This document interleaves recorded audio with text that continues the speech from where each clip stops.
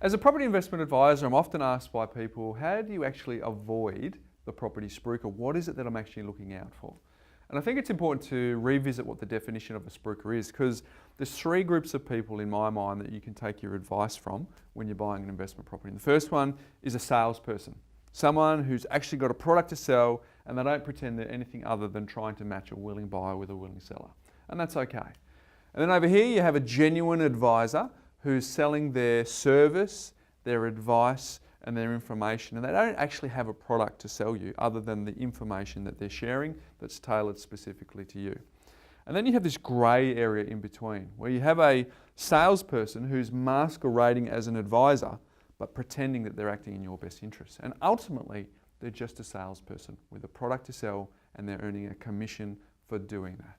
So once we know that, we can start to understand who we're looking out for. And the biggest tactic, or the most common tactic that I see from a spruiker, is the high pressure sales tactics, where they want you to rush the decision, they want you to sign contracts today, and they want to give you a discount if you make a decision today on their mentoring package, for example. So they are very highly refined salespeople, and they know the psychology behind it, and they know all the right buttons to press for you. So my advice is very simple on that. Don't buy from someone same day, because we're talking about your future.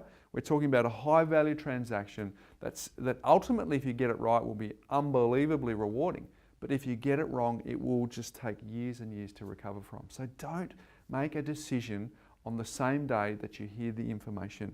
Feel free to go home and digest it and ask a few more questions. And I think that's really, really important. That's my number one tip. Take a deep breath, walk away, and think about it. Don't be seduced by the scarcity tactics they employ to get you to sign today.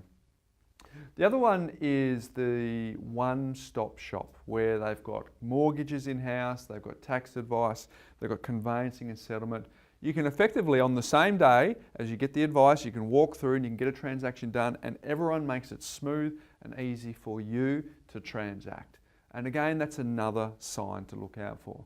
Now that one in isolation is not an issue, because there are some very reputable companies that can provide multiple services to help you out in the right interest or in the best interest of you.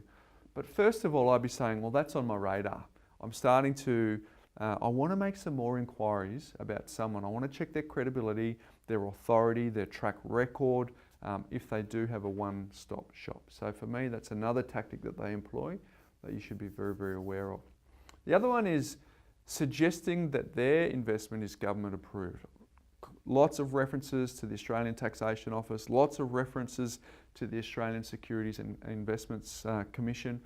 Bear in mind, those guys don't give rubber stamps on any investments. They are the rule keepers. They are the umpires. They're the people that make sure the people who are giving advice play by the rules. But they're not there to actually say, this is a good one.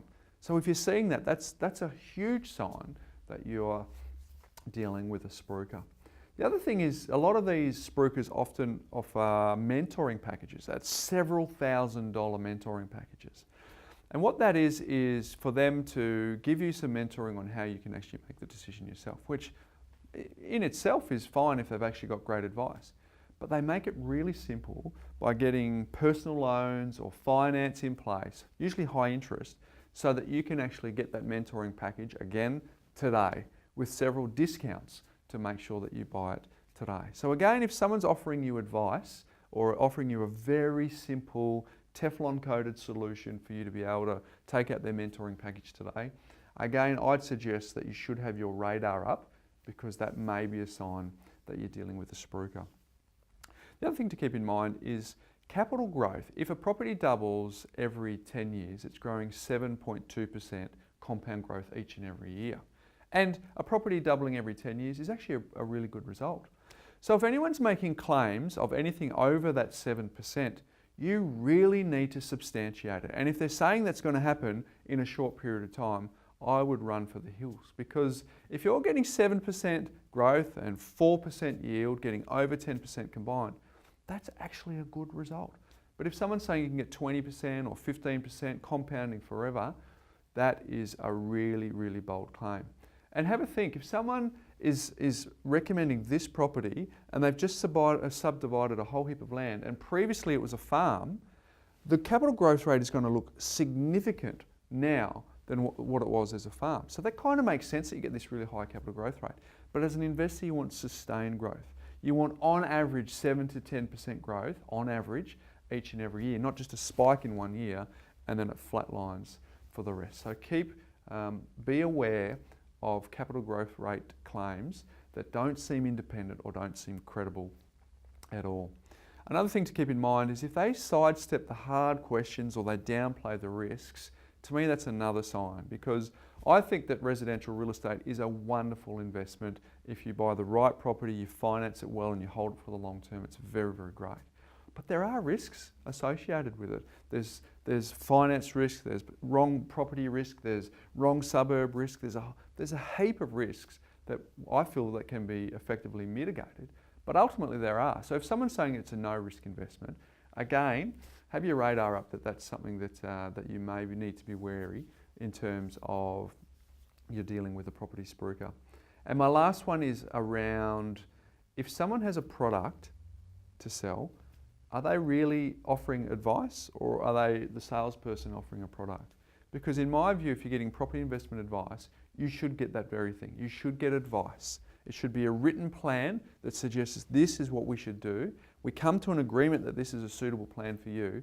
And then once we've signed off on it, we then go out into the market and look for a property that has not been predetermined, that suits your particular circumstances.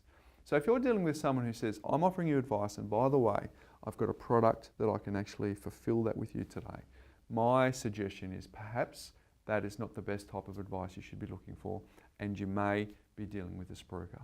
So there's 7 things to look out for when you're faced with a very, very slick presentation or a sales message to suggest that you should be buying investment properties. But as I suggested to you before, residential property, finance well with the right selected asset is a wonderful long-term investment strategy. But if you fall prey to some of these unscrupulous people who have their agenda at the forefront of their mind rather than your agenda at the forefront of their mind, it means that you could set yourself back many, many years.